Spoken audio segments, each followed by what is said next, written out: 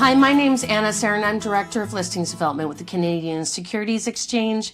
You're joining us today as part of CSE's Exchange for Entrepreneurs podcast. Today, we're going to explore the Australian markets with our colleague Max Cunningham, who is the Managing Director and CEO of the National Stock Exchange of Australia, the NSX. Max assumed leadership of the NSX in June of 2024, bringing with him a strong track record in equity capital markets. Prior to this role, he was Group Executive of Listings at the Australian Stock Exchange, or the ASX, and earlier roles such as Head of Equity Capital Markets at Goldman Sachs in Australia, and leadership positions with Goldman Sachs New York and Macquarie Bank in London. In this episode, we'll delve into Max's vision for the NSX, the challenges and opportunities within Australia's capital markets, and the future of equity trading in the region. The National Stock Exchange of Australia traces its roots back to 1937, originally established as the Newcastle Stock Exchange, and over the decades it's evolved, rebranding as the NSX in 2006 to reflect its national presence. Join us today in my wonderful chat with Max Cunningham. Today we are joined for our CSE podcast for entrepreneurs. We're joined by Max Cunningham with the NSX market straight out of Australia. You landed last night. Thank you for joining us, Max. Thanks, Anna. You know, I love being in Canada, especially in Vancouver, and great to be back, and great to have a good excuse to be up and do this podcast with you first thing in the morning. Absolutely. Well, normally we get to spend our time together when I'm visiting in Sydney. We do our annual trip out to Australia. Luckily, we have you out this way this time, and you're also going to be joining us at PDAC this year in Toronto, aren't you? My first PDAC. Can't wait. Oh, dear. Can you believe? Well, I hope you brought a warm winter coat. Yes. It is not like Sydney winters. I'll prepare you for that. But listen, we have lots that we've been working on over the past few years. So I want to dive into why we're doing this work together and what our hopes are out of it. Why don't you first just start telling us a little bit about, let's talk about the Australian capital market landscape. Yes. How is it different from us, and what is the playing field in Australia? Well, look, I think the capital markets in Australia is underwritten by a few unique dynamics, and the biggest of which, of course, is our saving scheme, which is called superannuation in Australia, but like a compulsory pension plan. And that really means that there is around about $3 trillion in money under management. And that filters out to, obviously, pension funds, family offices, and then also a lot of what we would call sort of high net worth individuals. Right. So that underpins it. I think we've got a relatively good regulatory framework. We've got a large number of listed companies, just under 2,000. Used to be more, but that pool has been shrinking in recent years. And then we've got a, relatively good framework in terms of sort of, light, low doc and fast turnaround, which reduces the time that underwriters need to potentially underwrite capital raises. So, the cost of capital in Australia is relatively good compared to other parts of the world. Absolutely. I mean, let's not forget that Canada and Australia, I think, are unique to that in the U.S., and in Asia and parts of Europe, it is very expensive to access the capital markets, which Yes. I think something that unique that Australia and Canada both do is provide this easy access to the markets. I want to touch on a few things that you mentioned there just to clarify. So the one thing that is a little different is that you have one regulatory framework or one Correct. regulator. Yes. We have a regulator for every province. Yes. We have discussed this about having one regulator as well, but we're not there at this point. So you have one regulator, and that's ASIC, right? Yes. Okay. And then how many exchanges do you have in Australia? Look, there's two stock exchanges for listings, which is the ASX and ourselves, the National Stock Exchange of Australia, but our friends call us NSX. Okay, Yes. wonderful. So the NSX, like the CSE. Correct. We have a lot in Yes, common, don't we? A lot in common. Okay, so the Australian Stock Exchange, which is probably what most people know as more common knowledge, Yes. is still around and trucking along. The NSX, tell us a little bit about the NSX. Look, I mean, I think the NSX has got a bit of a storied history. It's actually, as you mentioned in your intro, it's been around for nearly 90 years. In its current form, it was really reconstituted at the turn of the century as the Newcastle Stock Exchange. But really, in its current form, it's been the National Stock Exchange for probably around about 15 or 20 years now. We are the only active Tier 1 license, and Tier 1 means you can sell to retail and you can use stock exchange in your name. They're the real unique things that we have. Okay. And we're the only holder of that license other than the ASX. Okay. As I like to say, in terms of what we do, ASX has got 99.99% market share, and NSX has the rest. So I'm hoping there's only upside in listings for us. And that pie will change, right, in the coming years. I think there's very positive indicators that it is going to change. Right. Yes.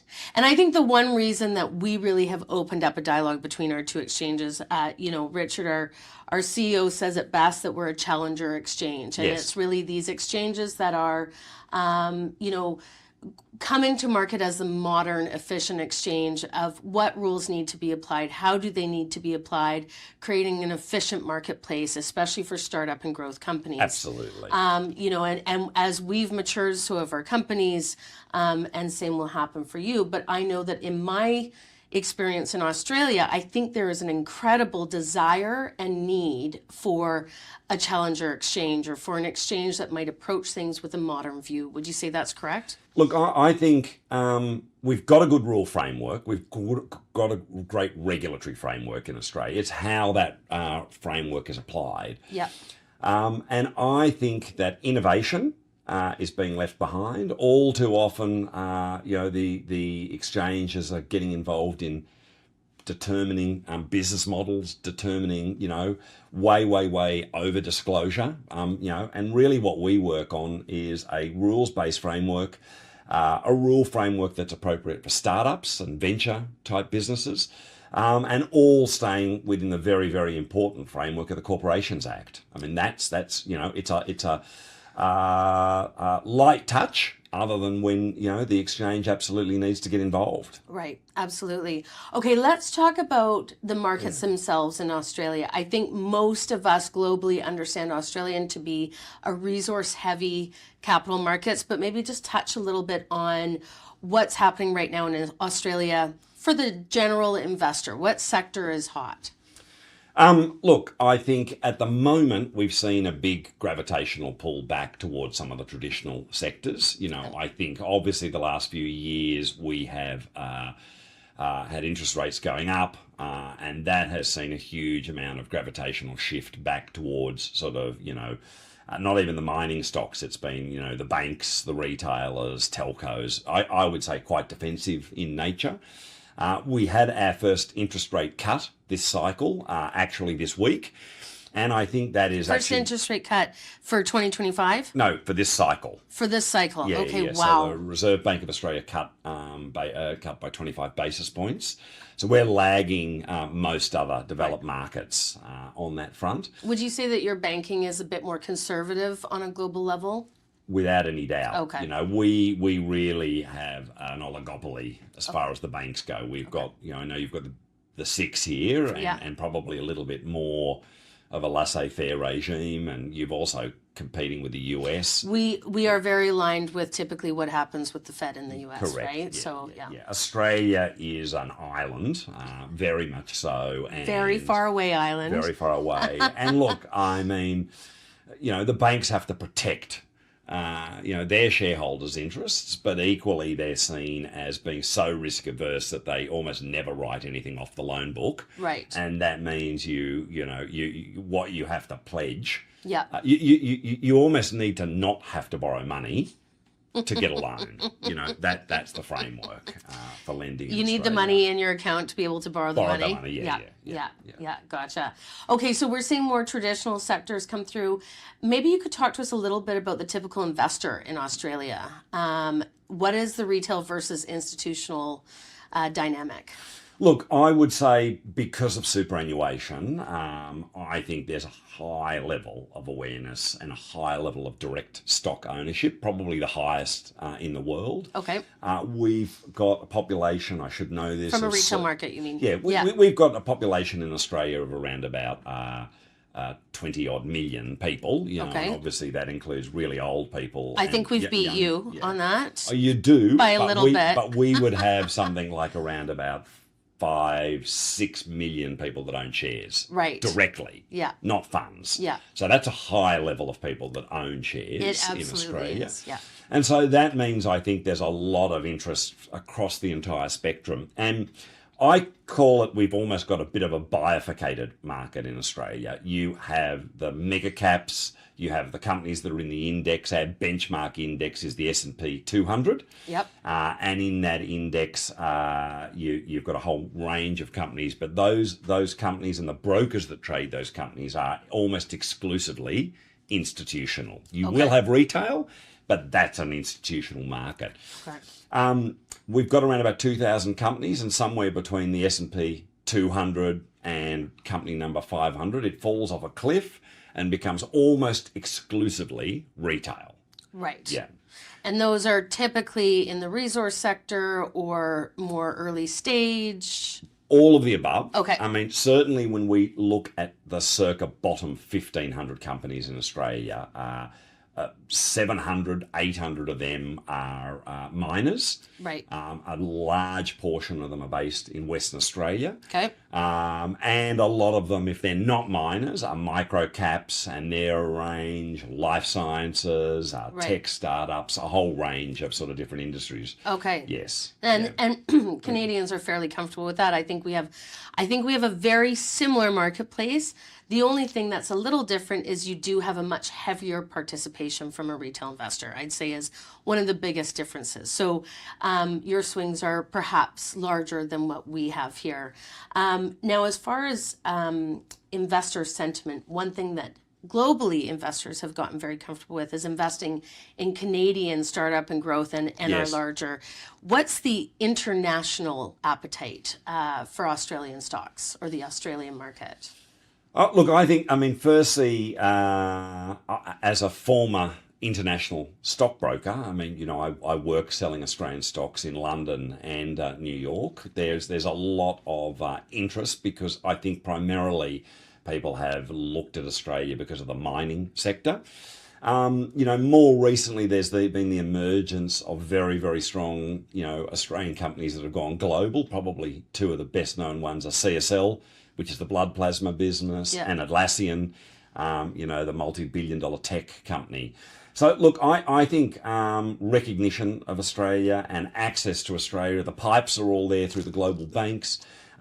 We've also got a, you know, phenomenal Canadian bank called Canaccord, you know, so there's connection through a whole range. I think connectivity is not really the challenge. Right. Yeah. Now, just out of curiosity, is there also maybe some leveraging on the fact that our time zones are so opposite? Do you think there's interest level on kind of a 24-hour cycle happening, utilizing North American markets and then utilizing Australian markets? Do you ever see that, or is that being played? I think time zones are irrelevant in my view. Okay. I'm not a buyer in that. I think where there is interest in, I'm a big believer in dual listings, and I think that is maybe where you might be going with that, but I think it's for different reasons. That's around about diversifying your investor base, getting access to different liquidity pools, et cetera, et cetera. There's an increasing debate around, getting our stocks traded sort of 20 hours a day. Right. And I think that potentially creates regulatory burden, regulatory headache, et cetera, et cetera. You know, that means you might have to be available in European hours as well. Right. You know, I think that where there's a lot of great crossover, I think the crossovers for Australia, personally, with Canada and with Asia, a little bit due to time zone and a little bit due to the type of companies that are in those markets. Yeah, absolutely. Yeah. Okay, before we get into the dual listing, because I want to dive into that, I just want to go back to something you brought up in the beginning, and that is you called it a scheme. Now, in Canada, a scheme is a bad thing, but this is not a bad thing. Yeah. This Australian version of scheme is a good thing, which is the superannuation. So the superannuation program... I should have said plan. Yes, yeah. The superannuation program essentially is that all people that work in Australia are guaranteed a certain amount to be put into a registered account for retirement purposes every year. So a percentage of what they make, and what's the percentage? 10%. 10%. Of everyone in Australia's income, even if you're a backpacker, goes into a superannuation scheme that you can't access. If you're a backpacker, you get it back when you leave the country. Right. But if you're an Australian resident and you're living there, you cannot get it until you either reach retirement age or retire. Right, yes. right. Yeah. So apparently Australia is a good place to be a backpacker. But what's also interesting about this, and this is what really intrigues me, is the fact that 10% of everybody's wage in Australia goes into the capital markets. Yes. And that to me is really incredible. And I think something that globally we should be looking at that program, because it's created very healthy capital markets, right? Yes, absolutely. I think you'd go so far as it's underwritten the capital markets. Right. Yeah. Now, I bring this up because I wanted to clarify this program, because I think leading into our next discussion is, why would companies look to dual list in Australia and access capital markets there and raising capital? And why would investors choose to look at investment opportunities in Australia as well? So that is the precursor to this conversation. So let's dive into this. Look, I think that we have seen a trend over the past, let's say 10 to 20 years, but we've seen a trend where companies look outside of their own borders to raise capital. Sometimes they do this with dual listings. Yes. We see it a lot in Canada, where Canadian companies will utilize the OTC markets to access the U.S. capital, or they'll dual list on NASDAQ or New York Stock Exchange once they get to a certain size. We see this with crossover in Europe. We see some of this also with Australia and Asia as well. But I think we're starting to see the trend more just as we become more globalized and jump on a plane and it's easy to land somewhere and more cost effective than it used to be. We're going to continue to see this trend.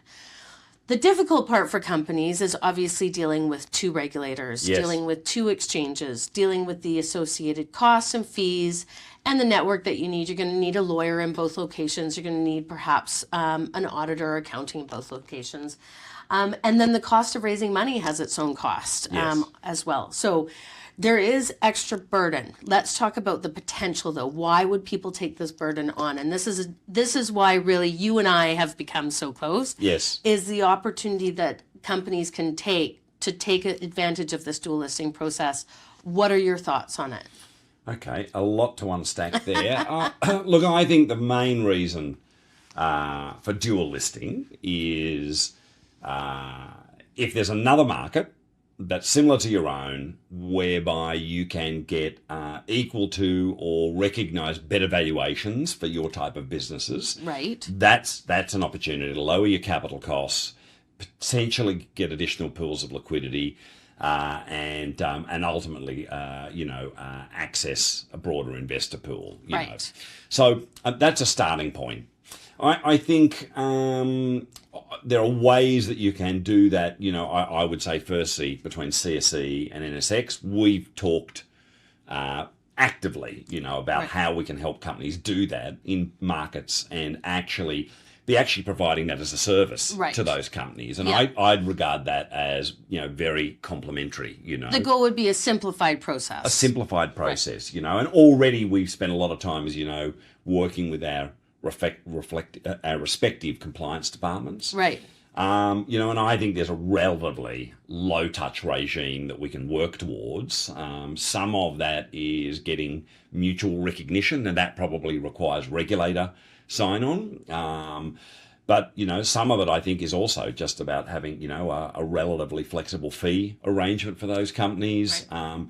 Also helping them work with lawyers and banks that actually work across both jurisdictions, of which there's multiple. Yeah. Well, and I think too, when you find the right marketplace that is already cost effective, you have the ability of maybe paying for more marketplaces, right? In Yes. the end, if you Yes. find the right place to house your company within the capital markets.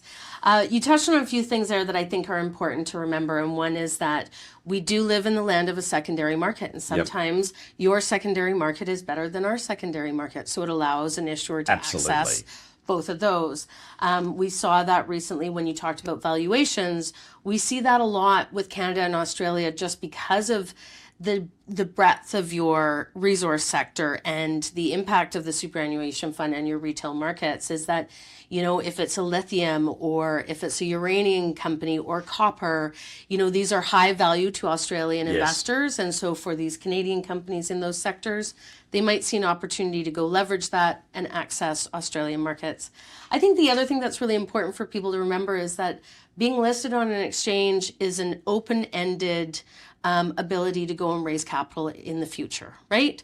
It is an ongoing ability to raise capital and an ongoing ability to have liquidity within your marketplace. And so if you're set up with a secondary exchange, you can go back to that market whenever you want because you continue with your ongoing disclosure requirements. So it allows for you to maneuver as you need to as the markets fluctuate in both jurisdictions.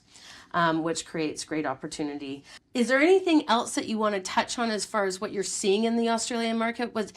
I know that no crystal ball is allowed in capital markets, but what are you seeing for the Australian markets for 2025? In terms of what we're seeing, you know, I think that investor risk appetite is back. I think we know that there's been a little bit of a drop-off in demand for things like lithium. I think you probably see that starting to balance out now. Obviously, the changes, what you're seeing in Washington are now enabling people, I think, to focus on how important some of these valuable commodities are. And I think there'll be much more greater investor focus on any of those economies and all of those underlying products. Gold is going to continue to remain very, very strong, and I think, you know, that bodes well for Australia and Canada. Closer to home, I think investors in Australia have been starved of any access to crypto businesses, and we're hoping to see a little bit more clarity and direction there. And also, I think we, you know, despite the changes in DC, I actually think you're going to see increased demand, certainly in Australia, for things like renewables as well. Yeah, I agree with you there. I agree with you there. Well, listen, Max, it is such a pleasure to see you. I'm glad I get to see you more than once a year when you do this visit. And I look forward to seeing what is going to happen next for the NSX. If we want to learn more about the NSX, where should we go look? Drop us a line or make contact through you or nsx.com.au. Perfect. Thank you for joining us, Max. Fantastic. Thanks, Anna. Great to be here.